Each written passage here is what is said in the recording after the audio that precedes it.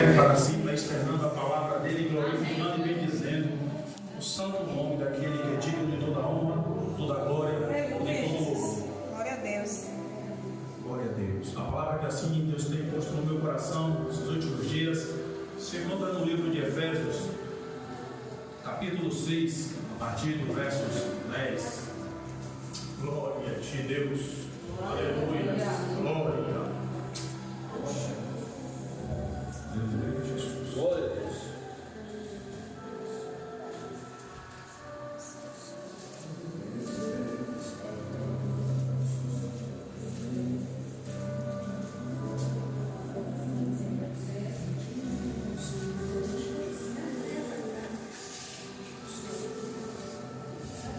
Glória a ti, Deus.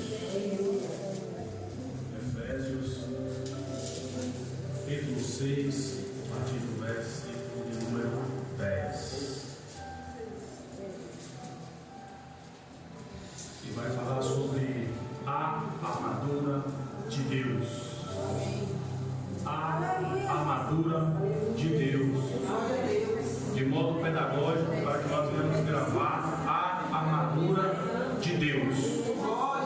Tá bom? Glória a Deus. Todos acharam? Diga amém. Glória a Deus.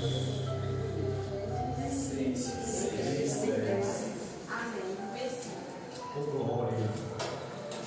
E glória a Jesus. Então, lemos. Os demais irmãos meus, fortalecei-vos no Senhor e na força do seu poder, revestidos de toda a armadura de Deus, para que possas estar firme contra as astúcias ciladas do diabo, porque não temos que lutar contra carne e sangue, mas sim contra os principados, contra as potestades, contra os príncipes das trevas deste século, contra as hostes espirituais da maldade nos lugares celestes. Portanto, tomai toda a armadura de Deus, para que possas resistir no dia mau, e havendo feito tudo, ficará firme. Estais, pois, firme, tendo cingido os vossos lombos com a verdade, e vestido a couraça da justiça, e calçado os pés na preparação do evangelho da paz, tomando sobretudo o escudo da fé, com o qual podereis apagar todos os dardos inflamados do maligno. Tomai também o capacete da salvação e a espada do Espírito, que é a palavra de Deus, orando em todo o tempo com toda oração e súplica no Espírito, e vigiando nisto com toda perseverança e súplica por todos os santos. Amém. Amados irmãos, a palavra que acabamos de ler é uma carta do apóstolo Paulo enviada para a igreja de Éfeso, que está ali acentuada na Grécia. Amados irmãos, antes de adentrarmos na mensagem, eu quero falar um pouco sobre a vida de Paulo.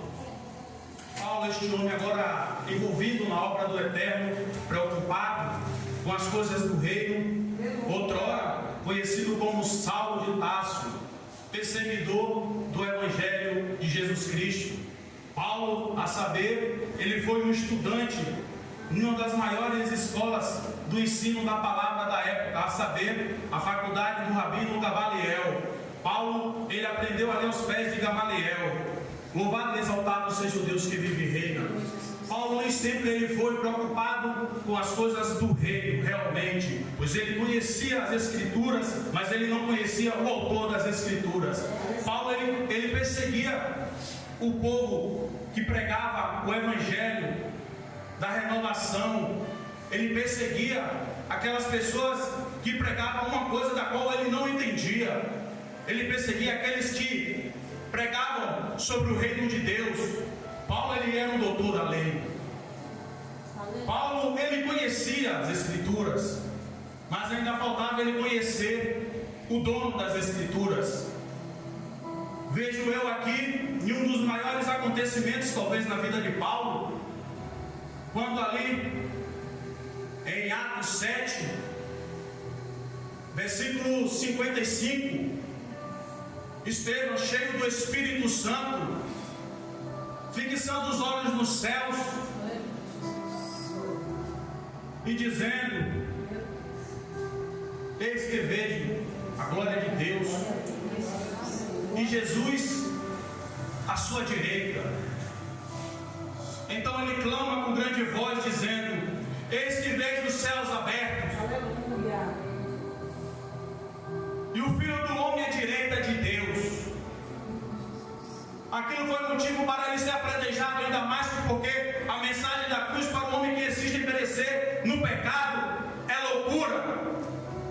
Aquilo que Estevão estava declarando ver, para todos ali era loucura. E pasmem, irmãos, Paulo, ele estava ali naquele acontecimento, e as Escrituras vêm dizer que tiraram sorte sobre a veste de Estevão e lançou sobre os pés de um jovem com o nome Saulo de Tarso. Ele foi conivente ao mártir de Estevão.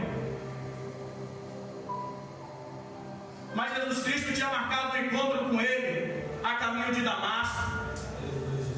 E todos nós conhecemos a história. Pois aquele caminho que ele tomaria ia mudar toda a sua história. Pois naquele momento Deus iria tirar a escama dos olhos dele. E eu ouso dizer aqui, irmãos, que nenhum homem dentro das Escrituras Sagradas veio nos revelar dos dons espirituais e das coisas celestes como este homem, com o nome Paulo.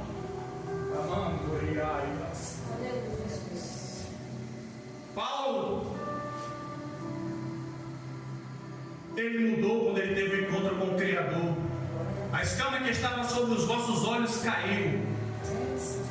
E agora ele toma o seu ministério. Eu começo aqui.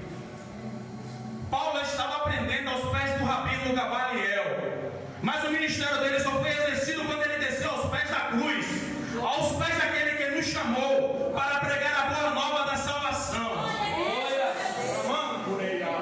Glória a Jesus. Aleluia. Paulo agora, Deus leva ele para uma missão. Ele era um pregador itinerante. Ele saiu pelos 4 cantos do mundo pregando o Evangelho. E ele não perdia tempo e muito menos oportunidade. Uma casa para adorar ao Senhor. Ele colaborou para a expansão da glória de Jesus Cristo como nenhum outro nas Escrituras Sagradas. Paulo, este homem, veio nos revelar, irmãos, o mundo espiritual. E como a missionária estava falando ali, o inferno ele não brinca, é toda hora saindo. Os servos de Belial, com um decreto que pelo mesmo foi dado para se opor contra tudo aquilo que se chama Deus. Mas toda vez que ele sai, ele vai encontrar sim um servo do Deus vivo que está lavado e remido com o sangue do Cordeiro para se opor contra os ataques. Paulo agora ele vem se preocupar com a igreja de Éfeso, estar ali acentuada na Grécia, pois ele sabia onde é que aquela igreja estava. Igreja do Senhor, eu quero lembrar para vocês onde nós estamos. Nós estamos dentro da grande Babilônia e nós temos que tomar a nossa posição de servos do Senhor, servos que verdadeiramente sirvam ao Senhor. Malaquias 3,18. E outra vez verei a diferença entre o justo e o ímpio, entre o que serve a Deus e o que não o serve. E aí qual é a posição da igreja do Senhor? Está na posição daquele que verdadeiramente serve a Deus? Paulo ele estava se preocupando com aquela igreja, irmãos, pois ele estava longe. Ele tinha voltado para Roma e ele foi preso e estava cumprindo a sua primeira prisão domiciliar. Mas isso não impediu de ele pregar a palavra de Deus. Isso não impediu de ele escrever as cartas, pois ele tinha liberdade de receber as visitas, tinha liberdade para ministrar a palavra de Deus e ele tinha a liberdade de escrever. Então ele escreve esta carta. E quando eu estava lendo essa epístola paulina, muito me chamou a atenção, irmãos, porque ele começa pregando, mesmo longe, através de uma carta, ele começa pregando, pois o centro da pregação de Paulo é do Senhor Jesus Cristo, e é necessário que eu e você, no tempo de hoje, venhamos pregar o Cristo ressurreto, o Cristo morto e ressuscitado, aquele que venceu no Calvário por mim e por vocês. Aleluia. Amém. Obrigado. Aleluia. Paulo ele começa falando, irmãos, que para Deus não há acepção de pessoas, ou servos, ou não servos, gentios, ou judeus, todos nós recebemos do Senhor a graça, mediante a misericórdia do nosso próprio Senhor Jesus Cristo, irmãos. No que diz as Escrituras, subindo ao alto, levou cativo o cativeiro e deu dons aos homens. Ora, quem é este que subiu ao alto, senão antes aquele que também desceu até as partes mais baixas da terra? O nosso Senhor Jesus Cristo, quando ele estava ali descansando no seio da terra, ele foi dar uma passeada no mundo extrafísico, onde os nossos olhos não conseguem ver, onde as nossas mãos não conseguem apalpar. Sabe para quê? Ele foi fazer aquilo que para mim e para você era impossível. Ele foi lá arrancar a chave do inferno, quebrar os grilhões da morte. No que diz as Escrituras, tragada foi a morte com a vitória de Jesus Cristo. Eu não sei como foi que você chegou aqui, mas eu quero começar a dizer que você é muito mais do que vencedor, pois Jesus Cristo já venceu no Calvário por mim e por você, e Ele vem nos dar estratégia de guerra. Eu quero hoje aqui enaltecer a palavra do Senhor, dizendo: desperta o espírito de combatente que há em cada um de vós, para poder assim combater um bom combate. E Paulo sabia que aquela igreja precisava combater um bom combate, e ele primeiro ministra, como de costume, exorta o povo, mas no capítulo 6 a história muda. Ele agora vem trazer estratégia, ele vem falar da armadura de Deus. Eu quero começar falando aqui: a armadura de Deus não é as armaduras de Deus, ela é única, composta por 6 componentes. Louvado e exaltado seja o Deus que vive e reina. E eu quero começar aqui falando um pouco da armadura de Deus. Glória a Deus, aleluia. Os 6 componentes é o cinto, a couraça, o calçado, o escudo, o capacete, e a espada do Espírito, não menos importante, que é a palavra de Deus.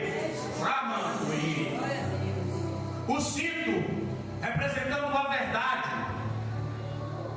do qual o varão não será envergonhado com as mentiras que o mundo tem para oferecer, pois quando nós estamos apoiados na verdade, nunca seremos envergonhados. E para trazer uma clareza sobre o que é isto aqui, eu vou falar um pouquinho sobre a experiência. Eu lembro que eu trabalhando uns dias desses atrás, e um cliente meu me ligou: Daniel, você ainda está aí? E eu já estava a sair, mas não tinha saído ainda. Eu peguei e falei para ele: não, já fechei já. Na mesma hora o Espírito Santo de Deus me repreendeu e falou: você lembra do componente da armadura? O primeiro componente é a verdade. Eu liguei para ele na mesma hora e falei: meu irmão, me perdoe, eu não saí ainda não, estou aqui, mas eu estou com horário comprometido e eu vou sair. Amanhã eu estarei aqui. Sabe por que eu fiz isso, irmão? Porque se esse cliente meu volta e me vê com o meu estabelecimento aberto, eu seria envergonhado por causa da mentira.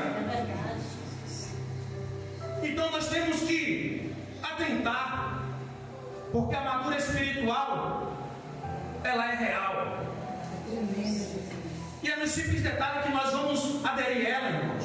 E nós não vamos aderir a ela pela metade, nós vamos aderir a ela por completo. Porque hoje o culto vai ser para fazer a manutenção, vai fazer um reparo, vai fazer uma restauração na nossa armadura.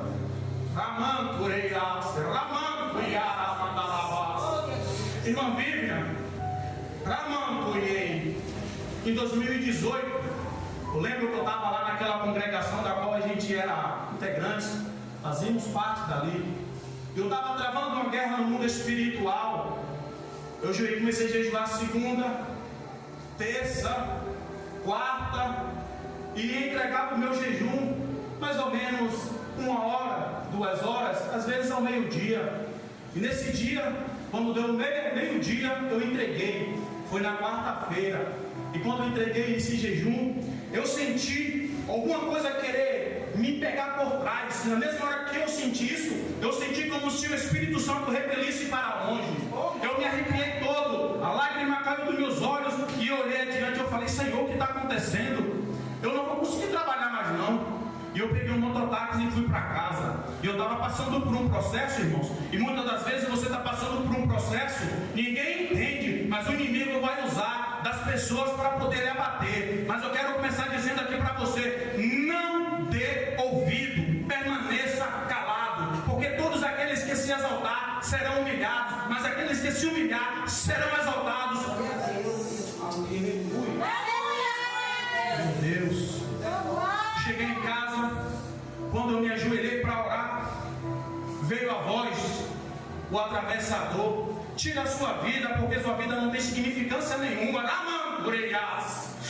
Na mesma hora eu repreendi, eu falei: está repreendido, Satanás, pois eu sei que Deus não tem prazer na morte, porque no sepulcro só há silêncio, e o meu Deus, ele gosta de adoração.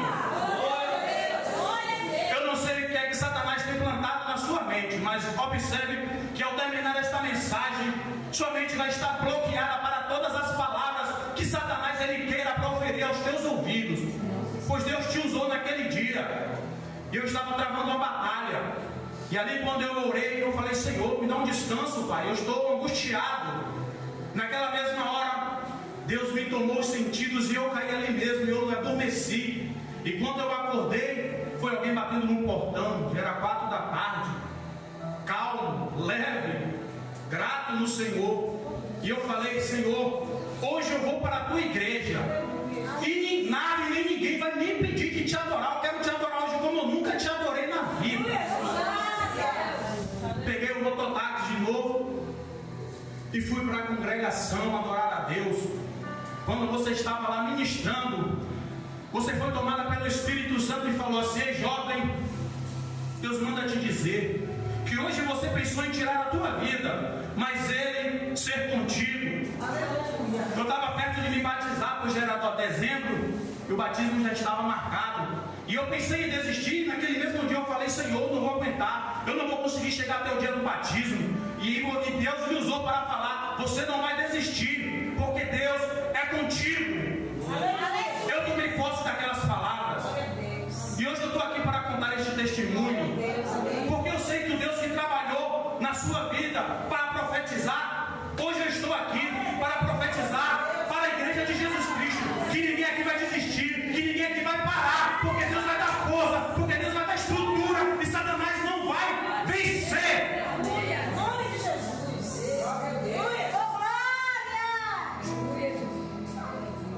Ah, meu Deus. O cinto, ele representa a honra do varão. Eu tenho que falar, Senhor. Quando Pedro ele foi preso pelo rei Herodes, Herodes mandou jogar ele no calabouço. Tirou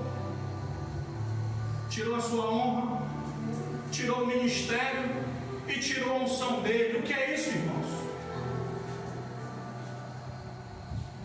Atos 12, 8. O anjo do Senhor, quando entrou, apareceu para ele e falou: cinge os vossos lombos, calça os teus pés e lança a tua capa. Ah, não entendeu não, vou falar, né? Aleluia. O anjo do Senhor estava devolvendo o que Herodes achou que tinha tirado. Estava devolvendo a ele a honra. Estava devolvendo para ele o Evangelho, porque o calçado ele representa o Evangelho.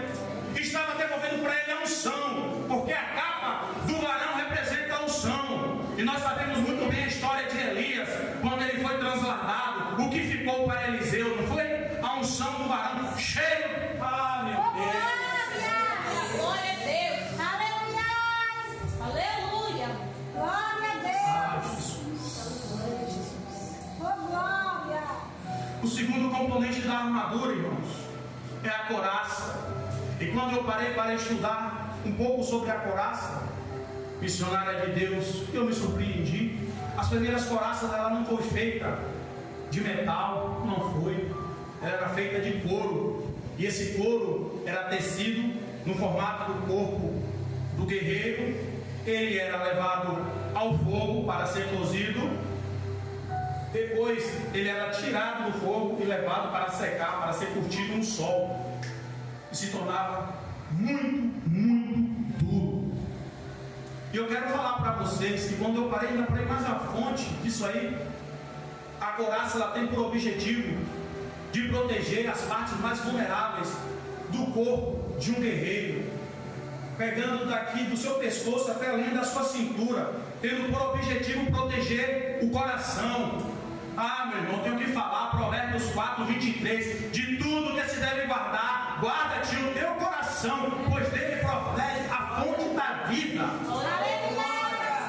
O coração, o nosso coração, irmãos, deve ser guardado, porque se o nosso coração for atingido, irmãos, a gente perde.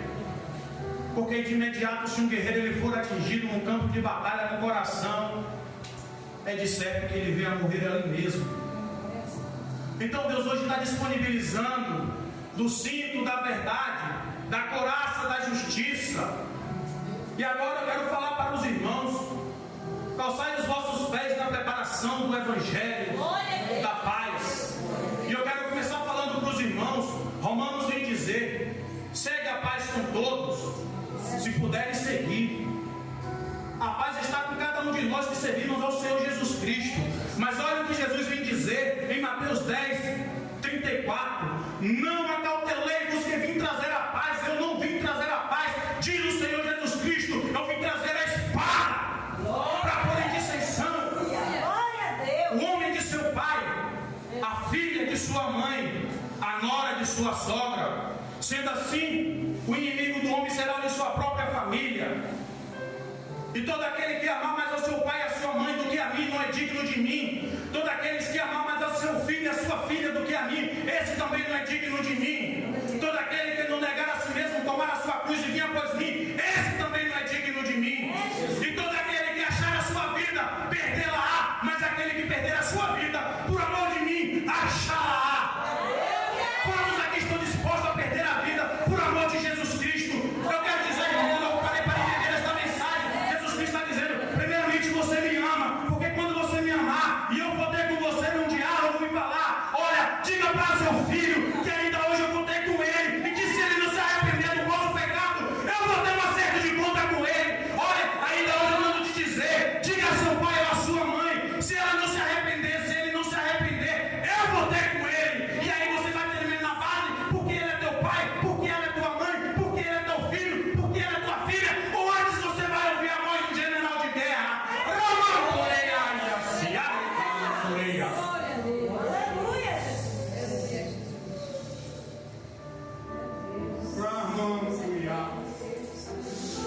o escudo que representa a fé, Hebreus 11, ora, a fé é o firme fundamento das coisas que se espera e a prova das coisas que não se vê.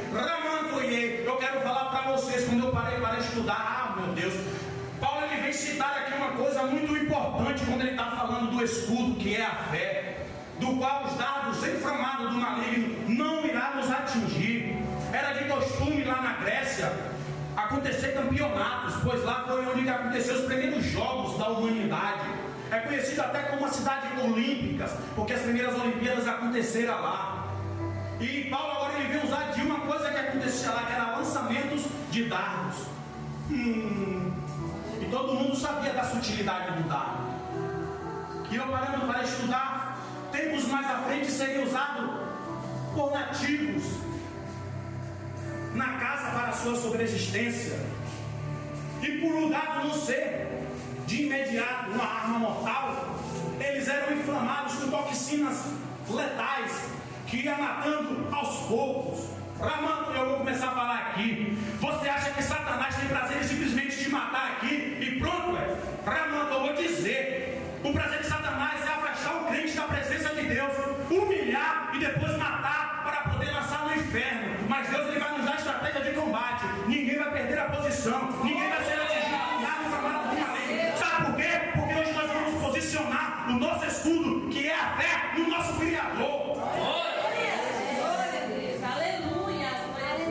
E ali, meus irmãos, os nativos ele olhavam aonde a caça, a presa passava, e ele se escondia, e sutiamente ele lançava os seus dardos inflamados, os dardos tóxicos, as toxinas.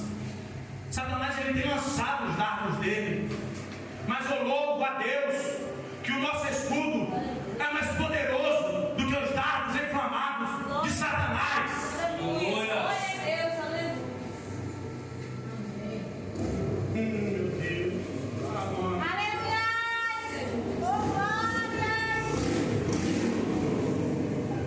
O capacete, irmãos, esse daqui é o crucial para o guerreiro.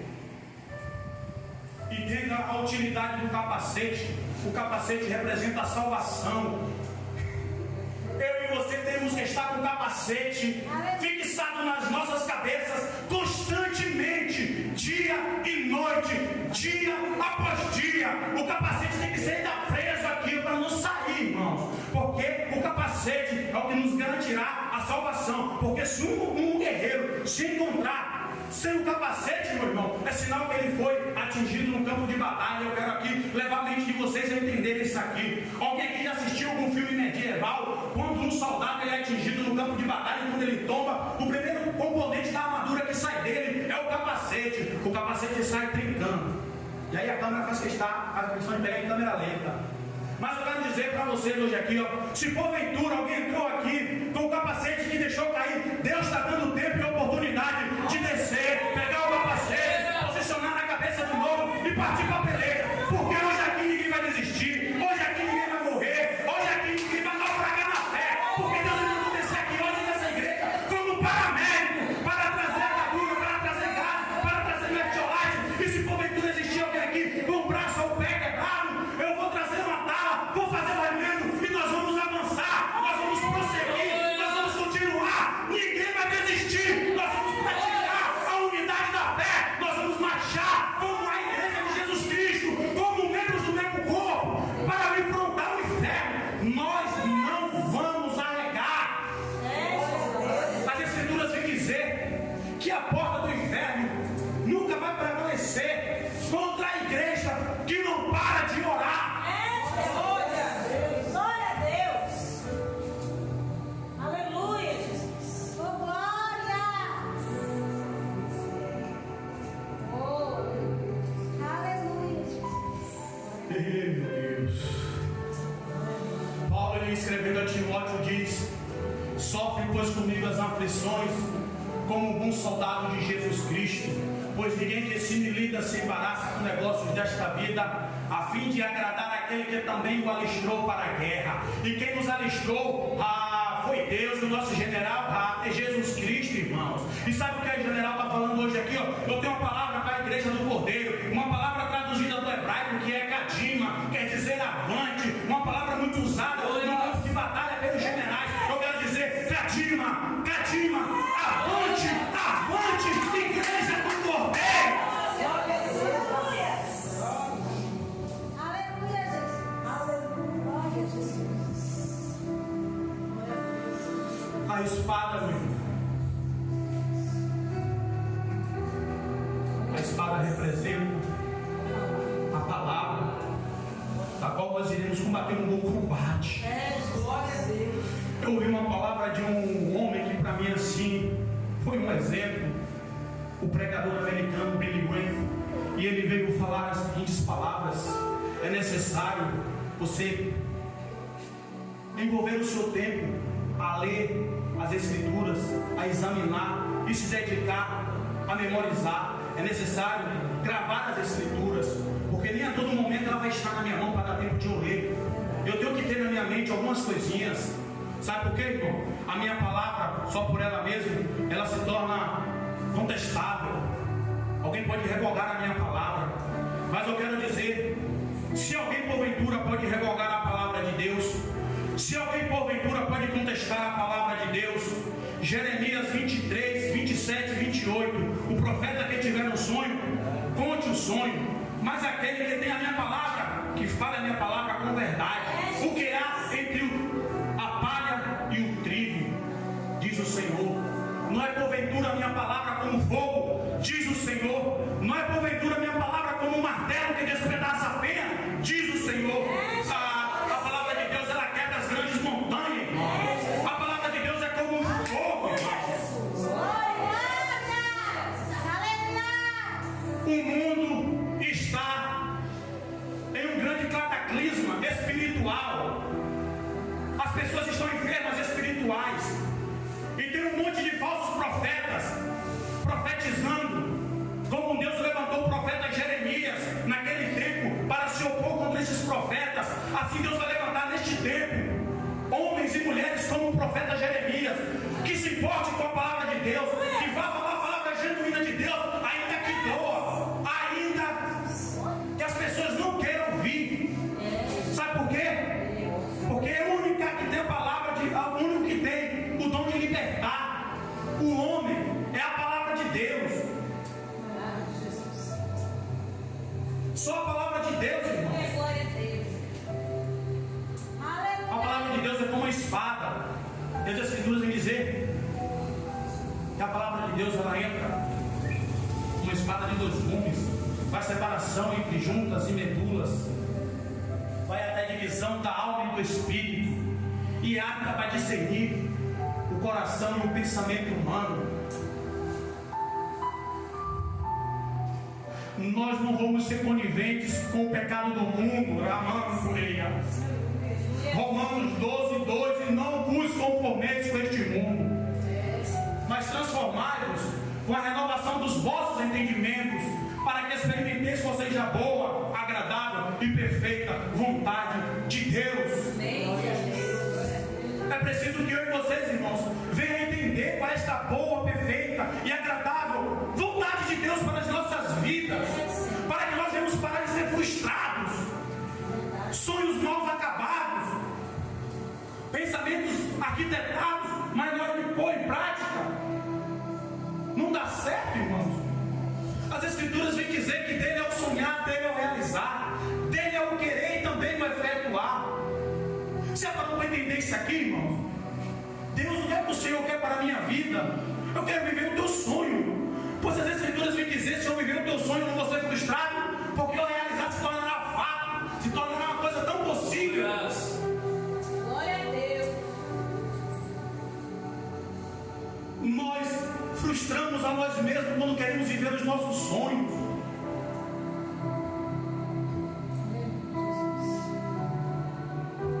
O mundo está em guerra, irmãos, e nós temos que fazer a diferença. Nós temos que contra-atacar os principados e a potestades. Eu não sei você, mas eu estou aqui para me opor contra os principados, contra as potestades, contra o espírito das trevas deste século presente, que está cegando o entendimento daqueles que não têm a luz. Não sabereis vós, que vós é a luz deste mundo, e o sabor desta terra. Vocês são a luz e o sal. Vocês é que dão sabor, nós é que damos o sabor, nós é que damos alegria, porque nós somos luz no meio das trevas. Na treva não existe alegria, pois não pode se ver a cor, não pode ver a face de ninguém e não se enxerga o caminho. ciência comprova que as trevas ela não existem. O que existe é a ausência da luz. Glória a Deus. Pois se eu e você chegar nas trevas e nós tivermos luz, aquelas trevas será dizimada, vai parar de existir. Eu e você somos luzes neste mundo, Ramã.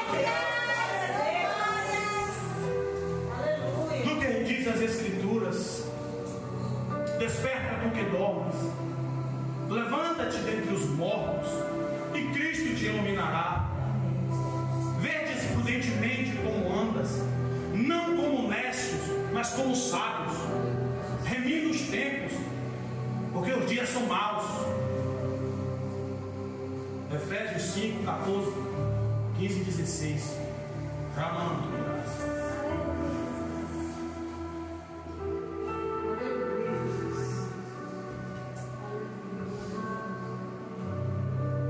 E aqui, parando para analisar,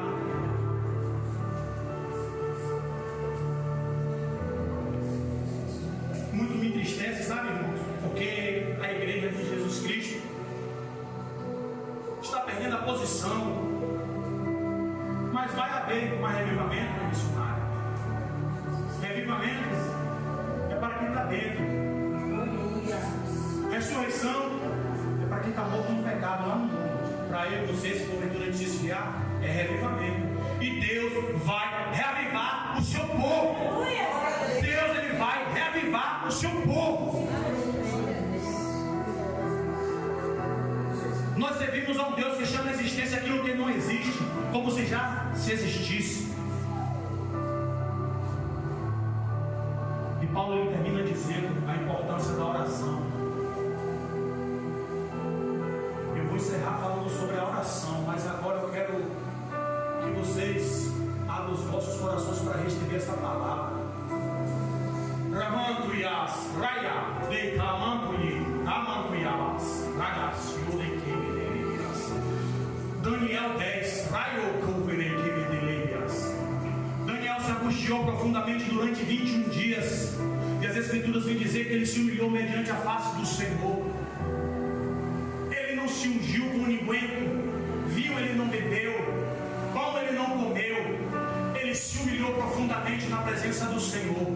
21 dias. E as Escrituras vêm dizer que o anjo do Senhor, o anjo Gabriel, veio trazer a mensagem.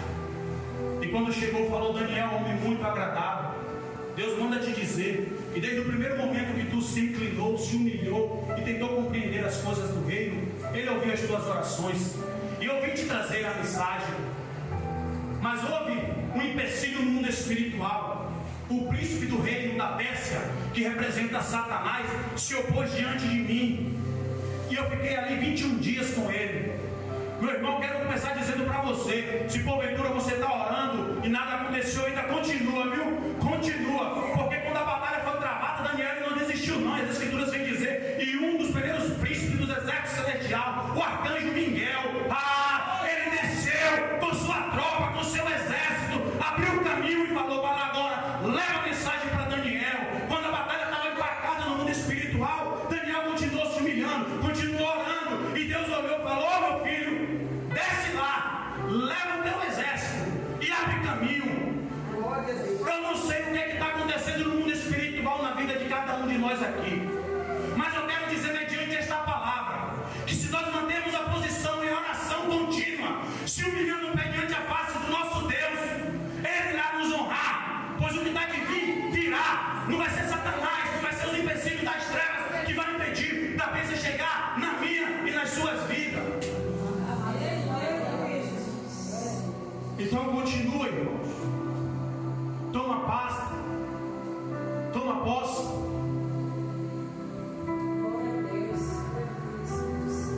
Toma posse da armadura que Deus tem disponibilizado para cada um de nós.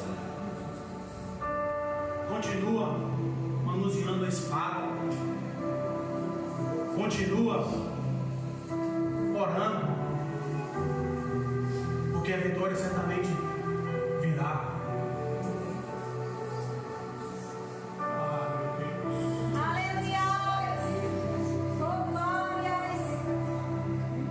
A gente tem que estar movimento, meus irmãos.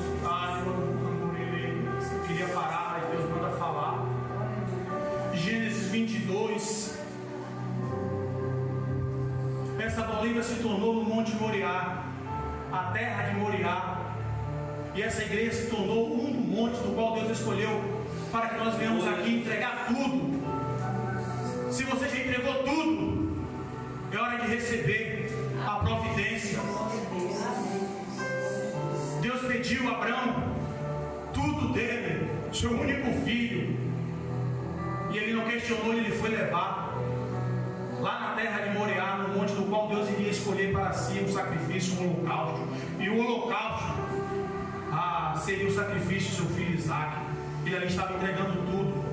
Ele estava entregando sua alegria, ele estava entregando a linhagem da sua família, a sua promessa. Mas eu não vi ele questionando a Deus, simplesmente ele foi.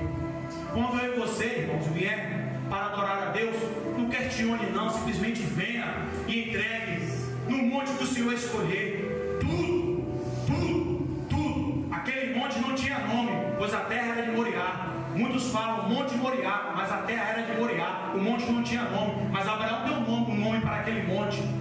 O monte se chamou Deus Proverá, porque no monte ele provê.